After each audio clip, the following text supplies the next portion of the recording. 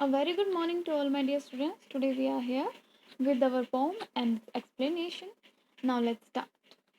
So before starting this very poem, we have to read it out before you read.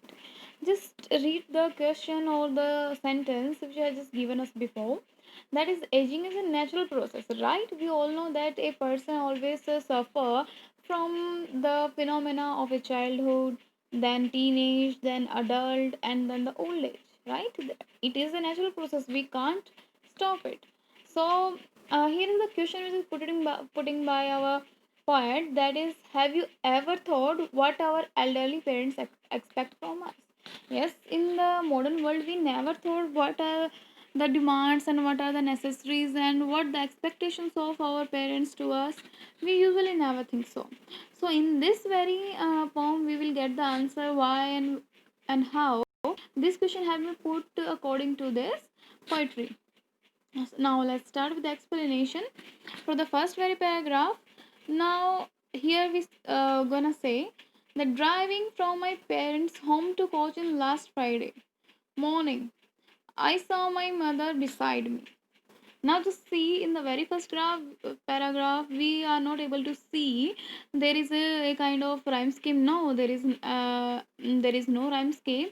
It is a you can say free lyric poem, and here in the first stanza you can say our Madhavi Kutti and Kamala Das wants to convey us that she usually explains that once she visited her parents' house in Cochin, okay, and it was a Friday when she was driving back to the airport, and her mother was sitting just beside her and at the back of the car. So the poet looked at her mother. So in this very paragraph, we can conclude one thing, that here is a literary device, that is assonance. Assonance means when the vowel sound has been repeated. So here in the, you can say, second line, home to coaching, the O sound is repeating continuously for the three times. So here we have assonance, ASSONANCE. I hope that you have completed your poetic devices before you reading this very poem. Then you will come to know what is assonance. So next he says, Doors open mouthed her face, ashen like that of a corpse, and realized with pain. Here Doors means nap, and nap is a kind of little sleep, short time sleep. So ashen means kind of pale, like rock. So corpse means like dead body. Now here she want to say that she saw her mother was sleeping and her mouth was open. She further explains that the color of her mother's face was like that of ash.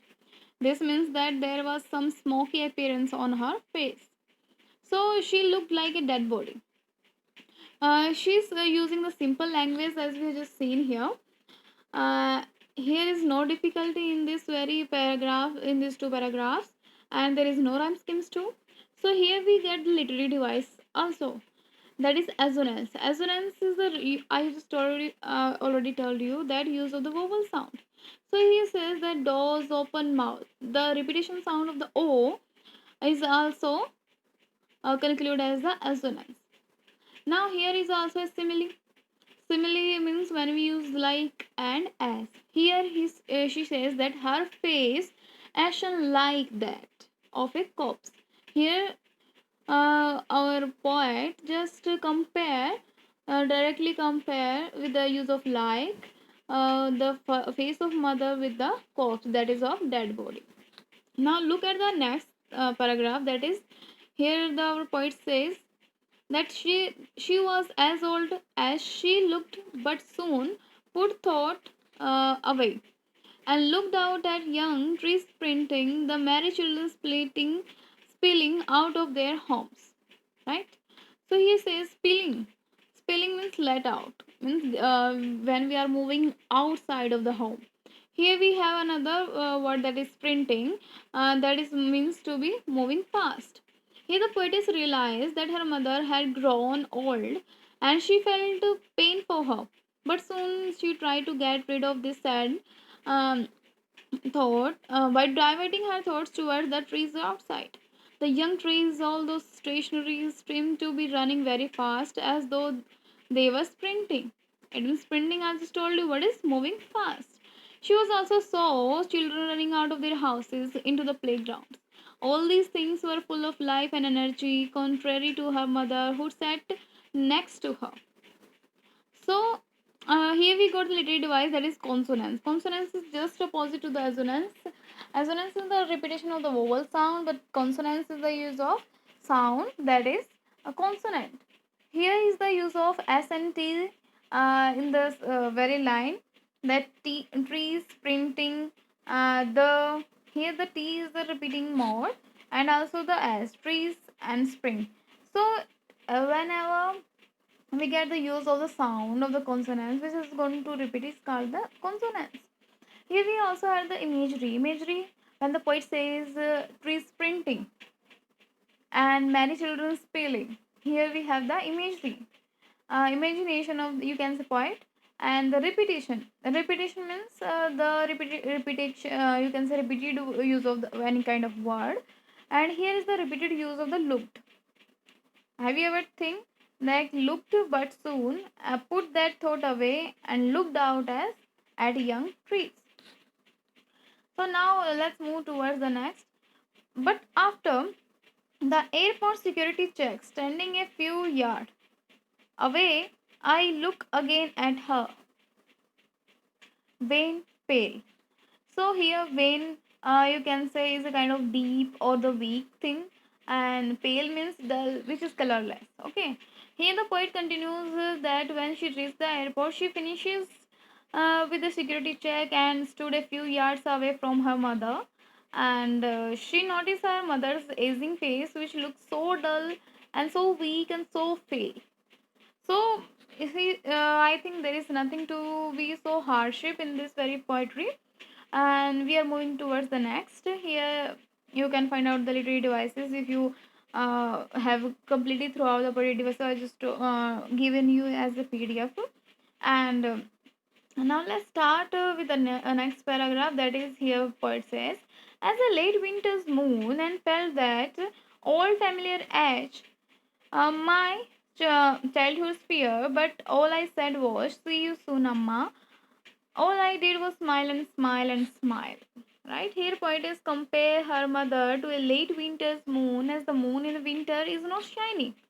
And even her mother's face had also lost her youth and shine, as her mother was getting older and weak. The poet feels the fear of separation just as she used to feel during her childhood.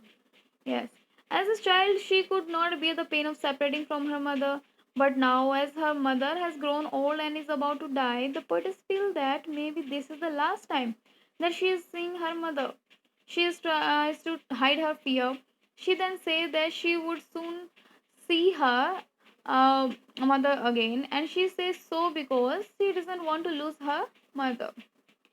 So that's why he just conclude all this very poetry that there is a bond between a daughter and a mother is so confined that it can never lose after even being married.